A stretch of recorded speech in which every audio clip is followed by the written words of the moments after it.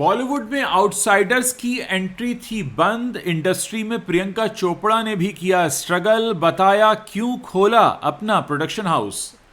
चापलूसी नहीं करती, अमीषा पटेल ने खुद को बताया आउटसाइडर, खोली बॉलीवुड इंडस्ट्री की पोल।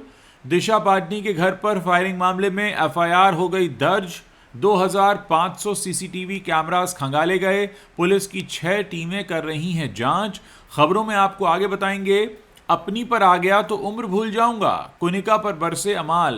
शहबाज और अभिषेक में हुई गाली गलौच। और शिल्पा शेट्टी के पति राज कुंद्रा से 5 घंटों तक चली पूछताछ। 60 करोड़ रुपए के घोटाले का मामला, एक्शन में आया ईओडब्ल्यू। नमस्कार दोस्तों, आप देखना शुरू कर चुके हैं बॉलीवुड की top 5 controversies of the day, यानी वो खबरें जो इस वक्त सोशल मीडिया का ट्रेंड बनी हुई हैं। शुरुआत करेंगे प्रियंका चोपड़ा से। प्रियंका चोपड़ा आज के समय में इंडिया की टॉप स्टार्स में से एक हैं। उन्होंने अपनी पहचान बॉलीवुड से लेकर हॉलीवुड तक हर जगह बनाई है। प्रियंका हॉलीवुड के बड़े बड़े प्रोजेक्ट्स का हिस्सा बनती रहती हैं, लेकिन उनके इंडियन फैंस उन्हें हिंदी फिल्मों में मिस कर रहे हैं। अब प्रियंका ने बॉलीवुड में अपने मुश्किल सफर पर खुलकर बात की है। प्रियंका का कहना है कि बॉलीवुड पहले से ही आउटसाइडर्स के लिए बंद रहा है, ऐसे में उनके लिए इस इंडस्ट्री में अपनी जगह बनाना मुश्किल था। प्रियंका ने कहा, मैंने साल 2000 में एक ब्यूटी पेजेंट जीता और इसने मुझे एंटरटेनमेंट की दुनिया में कदम रखने और उसमें तेजी से आगे बढ़ने का मौका दिया। इस तरह मैंने इंडियन फिल्मों में, खासकर हिंदी और तमिल में काम करना शुरू कर दिया।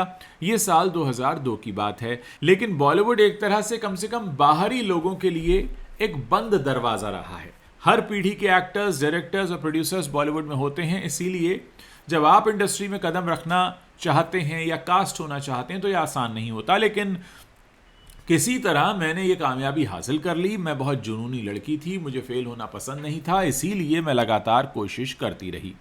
प्रियंका ने आगे प्रोड्यूसर बनने पर भी खुलकर बात की। उन्होंने कहा कि मैं इंडस्ट्री में किसी तरह कामयाब हो गई। जब मैंने ऐसा किया तो पर्पल पेबल पिक्चर्स मेरे लिए वो जगह बनाने का जरिया बन गया जो मेरे पास पहले कभी नहीं थी। मैं काम करना चाहती थी और इंडस्ट्री को ऐसे फिल्म मेकर्स से जोड़ना चाहती थी जिनकी शायद वहां तक पहुंच नहीं थी, या ऐसे राइटर्स से जिन्हें बड़े बजट की फिल्में नहीं मिलती। मैं दुनिया भर के एंटरटेनर्स के लिए एक ऐसा जरिया बनना चाहती थी जिससे उन्हें वो पॉपुलैरिटी मिल सके जिसकी उन्हें चाहत है। मुझे उन फिल्मों पर बहुत गर्व है जिनसे हम जुड़े रहे हैं और जिन्हें हमने वक्त के साथ बनाया है। बॉलीवुड एक्ट्रेस अमीषा पटेल अपनी बेहतरीन एक्टिंग के अलावा अपने बेबाक बयानों के लिए भी जानी जाती हैं। हाल ही में अमीषा ने बॉलीवुड इंडस्ट्री के बारे में खुलकर अपनी बात रखी। उन्होंने ये भी बताया कि इंडस्ट्री में कई लोग ऐसे हैं जो उन्हें पसंद नहीं करते हैं। एक इंटरव्यू में अमीषा पटेल ने कहा, फिल्म कहो ना प्यार है की सक्सेस के बाद उन्हें उस तरह का फेम नहीं मिला जिसकी वो हकदार रहीं। ऑडियंस का प्यार जो है वो मैटर करता है, चाहे आप किसी भी कैंप का हिस्सा हो। हाँ, मैं कुछ कैंप का हिस्सा नहीं थी, मैं शराब सिगरेट नहीं पीती, काम के लिए चापलूसी नहीं करती। जो मिलता है वो काम मुझे मेहनत से मिलता है, इस वजह से कुछ लोग मुझे पसंद नहीं करते। मैं किसी के आगे पीछे घूमती नहीं हूँ। इसी के साथ अमीषा ने एक बड़ा बयान देते हुए कहा, फिल्म कहो ना प्यार है को जब करीना कपूर ने छोड़ा तब मुझे मौका मिला। अगर मैं फिल्म इंडस्ट्री से होती तो शायद मैं पहली पसंद होती। अमीषा पटेल ने खुद को आउटसाइडर बताते हुए कहा, आपके लिए इंडस्ट्री में तब और भी ज़्यादा मुश्किल होती है जब यहाँ से आपका पति या बॉयफ्रेंड ना हो। बिना खुद को पार कपल के रूप में प्रेजेंट करने पर भी कई बार मुश्किल हो जाती है। दूसरों से कम सपोर्ट मिलता है और उनके पास भी आपको सपोर्ट करने की कोई ख़ास वजह नहीं होती, क्योंकि आप एक आउटसाइडर होते हैं। उत्तर प्रदेश के शहर बरेली में दिशा पाटनी के घर फायरिंग मामले में पुलिस ने अपनी पूरी ताकत झोंक दी है। पुलिस आरोपियों की तलाश के लिए हर संभव तरीका अपना रही है। इसके लिए पुलिस 2500 सीसीटीवी खंगाल रही है। इसे लेकर बरेली पुलिस ने 2 टीमें राजस्थान और दिल्ली के लिए भी रवाना कर दी हैं। साथ ही संदिग्ध वाहनों का डेटा जुटाने का काम भी चल रहा है। पुलिस की कोशिश है कि जल्द से जल्द फायरिंग करने वाले आरोपियों को गिरफ्तार किया जाए। इस मामले में गोल्डी बरार और रवि गोदरा ने फायरिंग कराने का दावा किया था। इस फायरिंग के पीछे दिशा पाटनी की बहन खुशबू पाटनी के संतों और धर्माचार्यों के अपमान को कारण बताया गया था। फायरिंग कराई किसने, इसकी तो जिम्मेदारी ले ली गई है। हालांकि फायरिंग की किसने, यह पता लगाने के लिए बरेली पुलिस ने अपनी पूरी ताकत झोंक दी है। फायरिंग के इस मामले में बरेली पुलिस हर एंगल से छानबीन कर रही है। बाइक सवार हेलमेटधारी बदमाशों की पहचान की कोशिश चल रही है। कुल 6 टीमें फील्ड में और 2 बाहर राज्यों में सक्रिय हो गई हैं। डीसीआरबी और नेटग्रिड से क्रिमिनल डेटाबेस खंगाला जा रहा है। शक वाले मोबाइल नंबर्स पर साइबर थाना भी काम कर रहा है। TV reality show big boss 19 में डबल एविक्शन के बाद अब घर में तकरार और बढ़ गई है। 22वें दिन एक साथ कई कॉन्टेस्टेंट्स के बीच जमकर लड़ाई हुई। अश्नूर कौर और कुनिका सदानंद के बीच खूब बहस हुई। वहीं अमाल मलिक ने भी कुनिका को जमकर खरी खोटी सुना दी। अभिषेक बजाज और शहबाज बदेशा की भी लड़ाई हुई, जिसमें दोनों ने एक दूसरे को गालियां दी। बिग बॉस 19 के 23वें एपिसोड की शुरुआत में घर के कैप्टन अमाल मलिक नेहल चुड़ासामा को कहते हैं कि आज से लंच वो बनाएगी। वहीं नीलम गिरी को डिनर की जिम्मेदारी दी गई, लेकिन नेहल ने कहा कि वो लंच नहीं बना सकती क्योंकि उन्हें वर्कआउट करना होता है। हालांकि अमाल ने क्लियर किया कि हर हाल में लंच नेहल को ही बनाना होगा। वहीं अश्नूर कौर कुनिका सदानंद से कहती हैं कि वो उनके साथ बेड शेयर कर लें। अमाल मलिक भी कुनिका को यही सलाह देते हैं, हालांकि कुनिका नहीं मानती और कहती हैं कि अश्नूर क्यों शेयर नहीं कर रही। वो कहती हैं कि नेहल स्मोक करती है और मुझे एलर्जी है। वो पापा की परी बनकर आई है क्या यहाँ। इस एपिसोड में अभिषेक बजाज और शहबाज बदेशा के बीच खूब गाली गलौच हुई।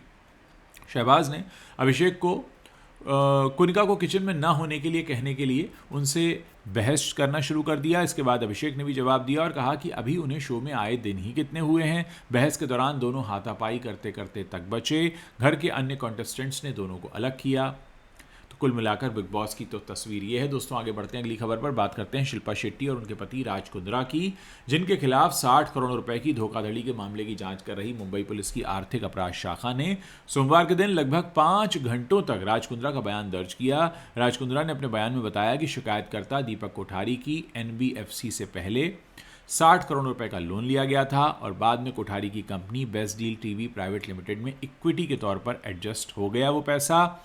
उन्होंने बताया कि इस राशि में से 20 करोड़ का इस्तेमाल ब्रॉडकास्टिंग खर्च, सेलिब्रिटी प्रमोशन और अन्य खर्चों के लिए किया गया। उन्होंने ये भी खुलासा किया कि इस काम के लिए एक्ट्रेस विपाशा बसु और नेहा धूपिया को भुगतान किया गया था, जिनके प्रमोशन के फोटो भी उन्होंने पुलिस को सौंपे। EOW की शुरुआती जांच में सामने आया है कि 60 करोड़ रुपए की राशि उनके खुद के firm Satyug Gold, Viyaan Industries, Essential Bulk Commodities Private Limited, Best Deal और स्टेटमेंट मीडिया में डाइवर्ट की गई थी। इसके बाद इन फर्म्स के जरिए पैसा कथित तौर पर इसका गबन किया गया।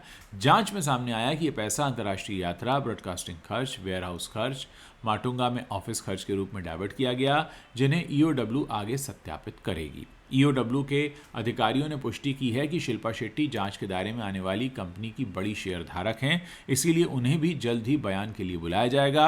EOW के अधिकारियों को मिले सबूतों से पता चलता है कि कंपनी में बड़ी शेयर होल्डर होने के बावजूद शिल्पा शेट्टी ने सेलिब्रिटी फीस ली, जिसे खर्च के हिस्से के रूप में दिखाया गया और इस तरह ये पैसे की हेराफेरी हुई है। राज कुंद्रा ने यह भी दावा किया कि उनके पास बेस्ट डील टीवी पर सेलिब्रिटी प्रमोशन के कॉन्ट्रैक्ट्स थे, लेकिन नोटबंदी के कारण कंपनी को बंद करना पड़ा। उन्होंने कहा कि कोठारी को रिटर्न देने की कोशिश की गई, लेकिन बाजार की स्थिति के कारण यह संभव नहीं हो पाया। EOW अब इन दावों की जांच करेगी और शिल्पा शेट्टी के बयान के बाद आगे की कार्रवाई तय करेगी। मामले में अभी तक कोई गिरफ्तारी नहीं हुई है, लेकिन जांच जरूर तेज हो चुकी है। तो दोस्तों ये वो 5 बड़ी खबरें हैं जो इंटरनेट पर छाई हुई हैं, बॉलीवुड से आती हैं। अगर आप वीडियो को पसंद कर रहे हैं तो अपने दोस्तों के साथ शेयर करना मत भूलिएगा। और अगर आप चैनल पर नए हैं और आपने हमारे चैनल को सब्सक्राइब नहीं किया तो आप अभी इसी वक्त से सब्सक्राइब कर सकते हैं, ताकि जब भी हम कोई नया वीडियो पोस्ट करें उसकी जानकारी आप तक तुरंत पहुँच जाए।